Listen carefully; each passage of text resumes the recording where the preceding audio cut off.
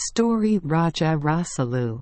Once there lived a great Raja, whose name was Salaban, and he had a queen, by name Lona, who, though she wept and prayed at many a shrine, had never a child to gladden her eyes. After a long time, however, a son was promised to her. Queen Lona returned to the palace, and when the time for the birth of the promised son drew nigh, she inquired of 3 jogis who came begging to her gate, what the child's fate would be.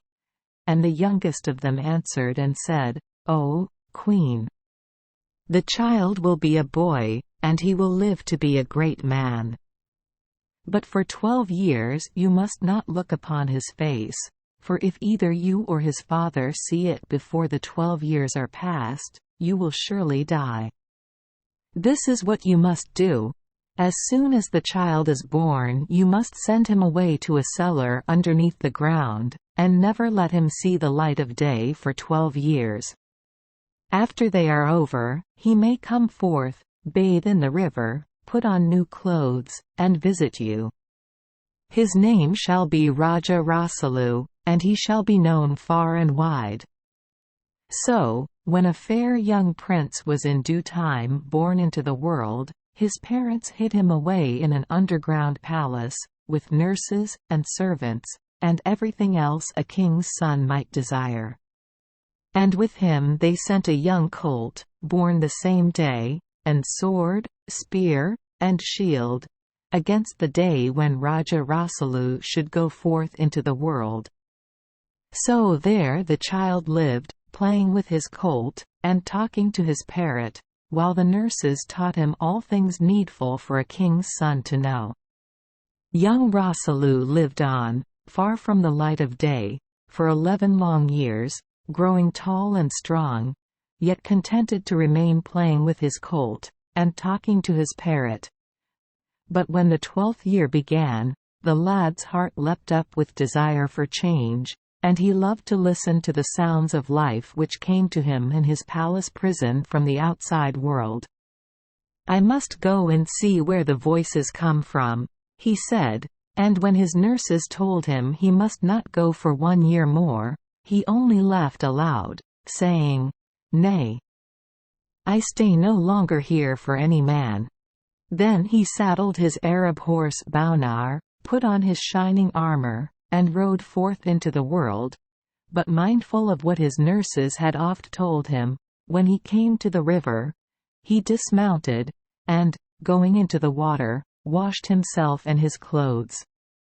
Then, clean of raiment, fair of face, and brave of heart, he rode on his way until he reached his father's city.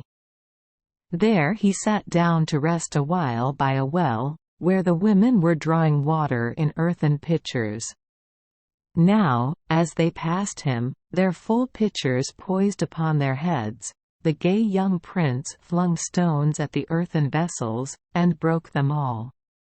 Then the women, drenched with water, went weeping and wailing to the palace, complaining to the king that a mighty young prince in shining armor, with a parrot on his wrist and a gallant steed beside him, sat by the well, and broke their pitchers. Now, as soon as Raja Salaban heard this, he guessed at once that it was Prince Rasalu come forth before the time, and, mindful of the jogi's words that he would die if he looked on his son's face before 12 years were past, he did not dare to send his guards to seize the offender and bring him to be judged. So he bade the women be comforted, and take pitchers of iron and brass, giving new ones from his treasury to those who did not possess any of their own. But when Prince Rasalu saw the women returning to the well with pitchers of iron and brass, he laughed to himself, and drew his mighty bow till the sharp-pointed arrows pierced the metal vessels as though they had been clay. Yet still the king did not send for him, so he mounted his steed and set off in the pride of his youth and strength to the palace. He strode into the audience hall, where his father sat trembling, and saluted him with all reverence. But Raja Salaban, in fear of his life, turned his back hastily and said never a word in reply. Then Prince Rasalu called scornfully to him across the hall, "I came to greet thee, king, and not to harm thee. What have I done that thou shouldst turn away? Scepter and empire have no power to charm me. I go to seek a worthier prize than they." Then he strode away, full of bitterness and anger, but, as he passed under the palace windows, he heard his mother weeping, and the sound softened his heart, so that his wrath died down, and a great loneliness fell upon him, because he was spurned by both father and mother. So he cried sorrowfully, "O heart crowned with grief, hast thou naught but tears for thy son? Art mother of mine? Give one thought to my life just begun." And Queen Lona answered through her tears, "Yea, mother am I, though I weep, so hold this word sure, go, reign king of all men, but keep thy heart good and pure." So Raja Rasalu was comforted, and began to make ready for fortune. He took with him his horse Baunar and his parrot, both of whom had lived with him since he was born. So they made a goodly company, and Queen Lona, when she saw them going, watched them from her window till she saw nothing but a cloud of dust on the horizon. Then she bowed her head on her hands and wept, saying, "O Sun who ne'er gladdened mine eyes, let the cloud of thy going arise, dim the sunlight and darken the day. For the mother whose son is away is as dust." Rasalu had started off to play Chaupur with King Sarkap. And as he journeyed there came a fierce storm of thunder and lightning, so that he sought shelter, and found none save an old graveyard, where a headless corpse lay upon the ground. So lonesome was it that even the corpse seemed company, and Rasalu, sitting down beside it, said, "There is no one here, nor far nor near, save this breathless corpse so cold and grim. Would God he might come to life again, 'twould be less lonely to talk to him." And immediately the headless corpse arose and sat beside Raja Rasalu. And he, nothing astonished, said to it, "The storm beats fierce and loud, the clouds rise thick in the west. What ails thy grave and shroud, O corpse, that thou canst not rest?" Then the headless corpse replied, "On earth I was even as thou, my turban awry like a king, my head with the highest, I trow, having my fun and my fling, fighting my foes like a brave, living my life with a swing. And, now I am dead, sins, heavy as lead, will give me no rest in my grave." So the night passed on, dark and dreary, while Rasalu sat in the graveyard and talked to the headless corpse. Now when morning broke and Rasalu said he must continue his journey, the headless corpse asked him whither he was going, and when he said, "To play Chaupur with King Sarkap," the corpse begged him to give up the idea, saying, "I am King Sarkap's brother, and I know his ways. Every day, before breakfast, he cuts off the heads of 2 or 3 men, just to amuse himself. One day no one else was at hand, so he cut off mine, and he will surely cut off yours on some pretense or another. However, if you are determined to go and play Chaupur with him, take some of the bones from this graveyard, and make your dice out of them, and then the enchanted dice with which my brother plays will lose their virtue. Otherwise he will always win." So Rasalu took some of the bones lying about, and fashioned them into dice, and these he put into his pocket. Then, bidding adieu to the headless corpse, he went on his way to play Chaupur with the king. Now, as Raja Rasalu, tender-hearted and strong, journeyed along to play Chaupur with the king, he came to a burning forest, and a voice rose from the fire saying, "O traveler. For God's sake save me from the fire." Then the prince turned towards the burning forest, and, lo! The voice was the voice of a tiny cricket. Nevertheless, Rasalu, tender-hearted and strong, snatched it from the fire and set it at liberty. Then the little creature, full of gratitude, pulled out one of its feelers, and giving it to its preserver, said, "Keep this, and should you ever be in trouble, put it into the fire, and instantly I will come to your aid." The prince smiled, saying, "What help could you give me?" Nevertheless, he kept the hair and went on his way. Now, when he reached the city of King Sarkap, 70 maidens, daughters of the king, came out to meet him, 70 fair maidens, merry and careless, full of smiles and laughter. But one, the youngest of them all, when she saw the gallant young prince riding on Baunar Araki, going gaily to his doom, was filled with pity, and called to him saying, "Fair prince, on the charger so grey, turn thee back. Turn thee back. Or lower thy lance for the fray, thy head will be forfeit today. Dost love life? Then, stranger, I pray, turn thee back. Turn thee back." But he, smiling at the maiden, answered lightly, "Fair maiden, I come from afar, sworn conqueror in love and in war. King Sarkap my coming will rue, his head in 4 pieces I'll hew.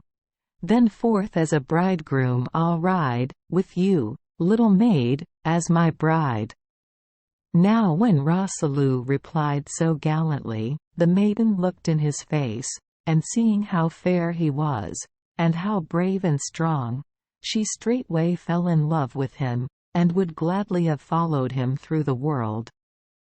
But the other 69 maidens, being jealous, laughed scornfully at her, saying, "Not so fast, O gallant warrior! If you would marry our sister you must first do our bidding, for you will be our younger brother." "Fair sisters," quoth Rasalu gaily, "give me my task and I will perform it." So the 69 maidens mixed 100 weight of millet seed with 100 weight of sand, and giving it to Rasalu, bade him separate the seed from the sand. Then he bethought him of the cricket, and drawing the feeler from his pocket, thrust it into the fire. And immediately there was a whirring noise in the air, and a great flight of crickets alighted beside him, and amongst them the cricket whose life he had saved. Then Rasalu said, "Separate the millet seed from the sand." "Is that all?" quoth the cricket. "Had I known how small a job you wanted me to do, I would not have assembled so many of my brethren." With that the flight of crickets set to work, and in one night they separated the seed from the sand. Now when the 69 fair maidens, daughters of the king, saw that Rasalu had performed his task, they set him another, bidding him swing them all, one by one, in their swings, until they were tired. Whereupon he laughed, saying, "There are 70 of you, counting my little bride yonder, and I am not going to spend my life swinging girls. Why, by the time I have given each of you a swing, the first will be wanting another. No, if you want a swing, get in, all 70 of you, into one swing, and then I'll see what can be done."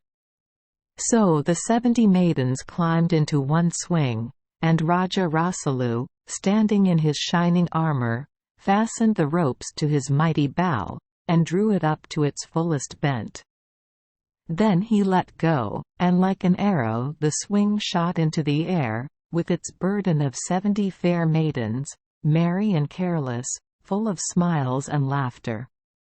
But as it swung back again, Rasalu, standing there in his shining armor, drew his sharp sword and severed the ropes. Then the 70 fair maidens fell to the ground headlong. And some were bruised and some broken, But the only one who escaped unhurt was the maiden who loved Rasalu, for she fell out last, on the top of the others, and so came to no harm. After this, Rasalu strode on 15 paces, till he came to the 70 drums, that everyone who came to play chowpoor with the king had to beat in turn, and he beat them so loudly that he broke them all. Then he came to the 70 gongs, all in a row, and he hammered them so hard that they cracked to pieces.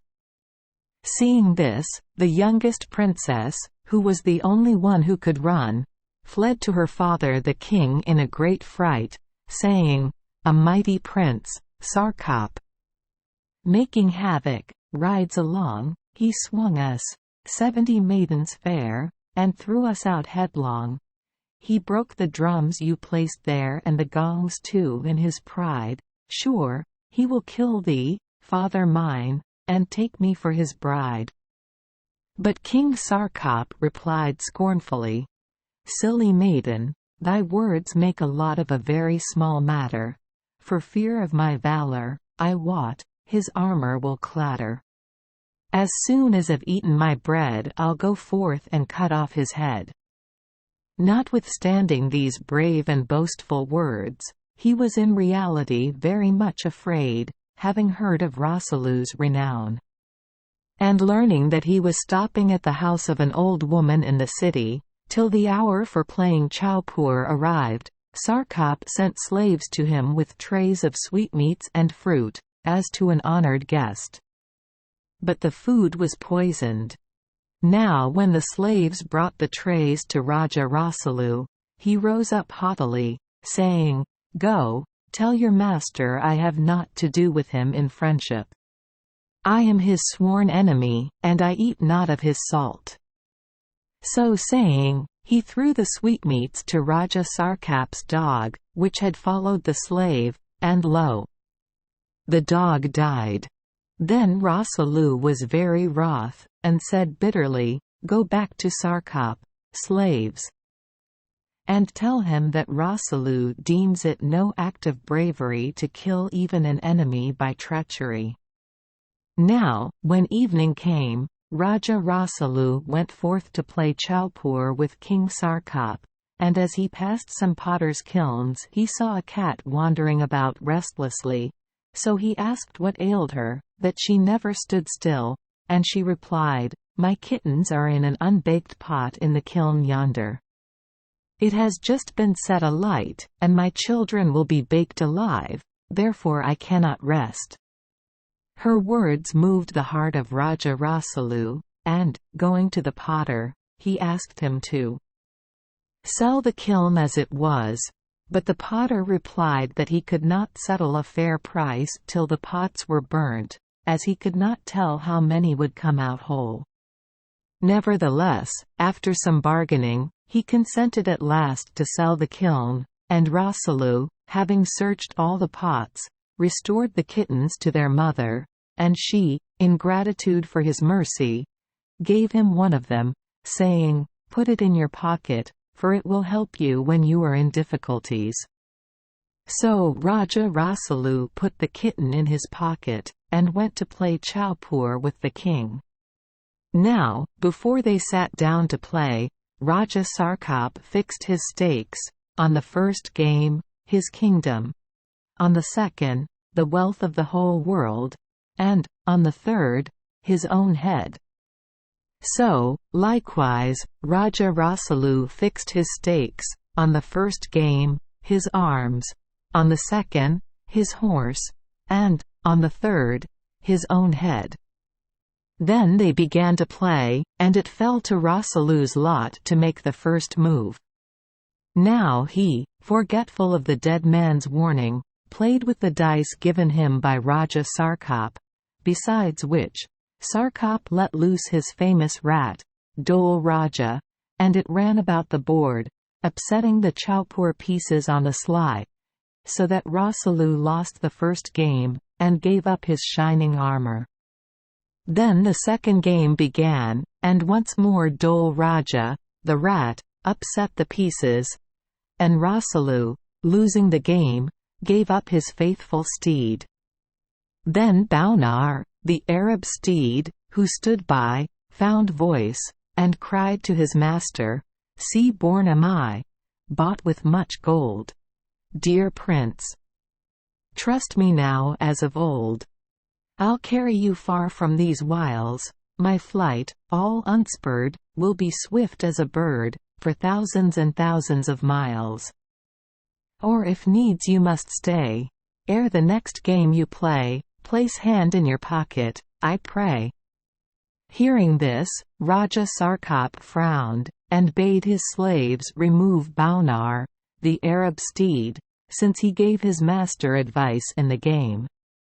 Now, when the slaves came to lead the faithful steed away, Rasalu could not refrain from tears, thinking over the long years during which Baunar, the Arab steed, had been his companion. But the horse cried out again, "Weep not, dear prince. I shall not eat my bread of stranger hands, nor to strange stall be led. Take thy right hand, and place it as I said." These words roused some recollection in Rasalu's mind, and when, just at this moment, the kitten in his pocket began to struggle, he remembered all about the warning, and the dice made from dead men's bones. Then his heart rose up once more, and he called boldly to Raja Sarkap, "Leave my horse and arms here for the present. Time enough to take them away when you have won my head." Now, Raja Sarkap, seeing Rasalu's confident bearing, began to be afraid, and ordered all the women of his palace to come forth in their gayest attire and stand before Rasalu, so as to distract his attention from the game. But he never even looked at them, and drawing the dice from his pocket, said to Sarkap, "We have played with your dice all this time. Now we will play with mine." Then the kitten went and sat at the window through which the rat Dole Raja used to come, and the game began. After a while, Sarkap, seeing Raja Rasalu was winning, called to his rat, but when Dole Raja saw the kitten he was afraid, and would not go further. So Rasalu won, and took back his arms. Next he played for his horse, and once more Raja Sarkap called for his rat. But Dole Raja, seeing the kitten keeping watch, was afraid. So Rasalu won the second stake, and took back Baunar, the Arab steed. Then Sarkap brought all his skill to bear on the third and last game, saying, "O molded pieces! Favor me today. Forsooth, this is a man with whom I play. No paltry risk, but life and death at stake. As Sarkap does, so do, for Sarkap's sake." But Rasalu answered back, "O molded pieces! Favor me today. Forsooth, it is a man with whom I play. No paltry risk, but life and death at stake. As heaven does, so do, for heaven's sake." So they began to play, whilst the women stood round in a circle, and the kitten watched Dole Raja from the window. Then Sarkap lost, first his kingdom, then the wealth of the whole world, and lastly his head.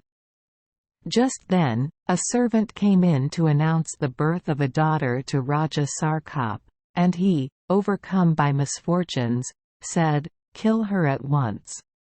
For she has been born in an evil moment, and has brought her father ill luck." But Rasalu rose up in his shining armor, tender-hearted and strong, saying, "Not so, O king. She has done no evil. Give me this child to wife, and if you will vow, by all you hold sacred, never again to play chowpoor for another's head, I will spare yours now." Then Sarkap vowed a solemn vow never to play for another's head, and after that he took a fresh mango branch, and the new-born babe, and placing them on a golden dish gave them to Rasalu. Now, as he left the palace, carrying with him the new-born babe and the mango branch, He met a band of prisoners, and they called out to him, "A royal hawk art thou, O king! The rest but timid wild fowl. Grant us our request, unloose these chains, and live for ever blessed." And Raja Rasalu hearkened to them, and bade King Sarkap set them at liberty. Then he went to the Murti hills, and placed the new-born babe, Kakilan, in an underground palace, and planted the mango branch at the door, saying, "In 12 years the mango tree will blossom. Then will I return and marry Kakilan."